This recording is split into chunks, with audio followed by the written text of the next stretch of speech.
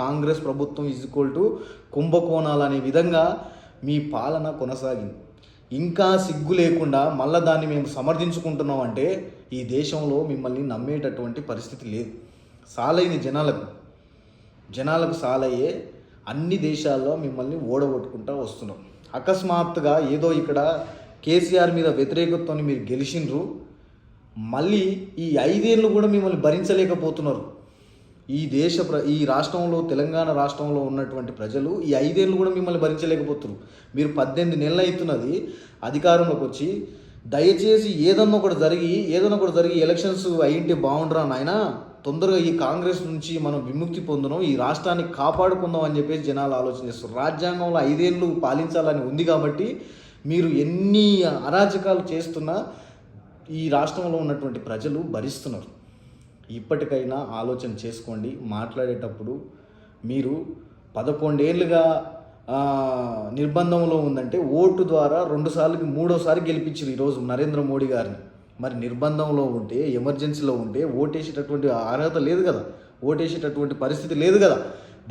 దేశంలో బయటకు వచ్చి మీరందరూ ఈరోజు జోడో యాత్ర చేసిండు మీ రాహుల్ గాంధీ. ఎమర్జెన్సీ ఉంటే మరి దేశవ్యాప్తంగా జోడో యాత్ర లక్షల మందిని పిలుచుకొని పెట్టేటటువంటి పరిస్థితి ఎట్లా ఇచ్చిర్రు? సిగ్గు శరం ఉండాలి మాట్లాడడానికి, ఆ మాటలు చెప్పనీకే సిగ్గు శరం ఉండాలి అంటున్నా. మీ రాహుల్ గాంధీ దేశం మొత్తం తిరిగినా, మీ రాహుల్ గాంధీ పాదయాత్ర చేసినా ఈ దేశంలో ఉన్నటువంటి ప్రజలు మిమ్మల్ని నమ్మలేదు.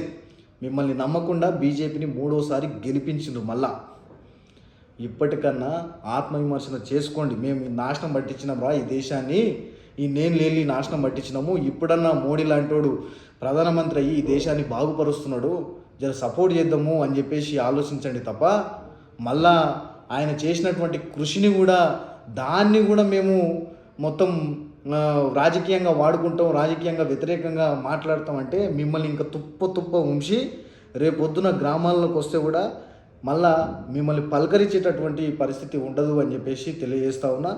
ఒకసారి ఎమర్జెన్సీ గురించి మీరందరూ కూడా, ప్రజలు కూడా ఈ ఇందిరాగాంధీ చేసినటువంటి ఎమర్జెన్సీ క్రమంలో ఇందిరాగాంధీ చేసినటువంటి అరాచకాలన్నింటినీ కూడా ప్రజలు నెమరు వేసుకోవాలి. కాంగ్రెస్ను గెలిపిస్తే రాజ్యాంగాన్ని కుంగలో దొక్కేటటువంటి పరిస్థితి ఉంటుంది. దాదాపు 270 సార్లు రాజ్యాంగాన్ని మార్చినటువంటి కాంగ్రెస్ పార్టీ ఈరోజు రాజ్యాంగం గురించి మాట్లాడుతుంటే సిగ్గైతుంది.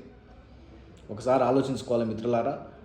ప్రేమపూర్వకంగా మాట్లాడుతూ లోపల కాంగ్రెస్ పార్టీ రాజ్యాంగాన్ని ఎన్ని తూట్లు పొడిచిందో ఈ ప్రజలంతా గుర్తుపెట్టుకోవాలి. దయచేసి కాంగ్రెస్ మాటలు నమ్మొద్దు అని చెప్పేసి మీ అందరికీ తెలియజేస్తా ఉన్నాను.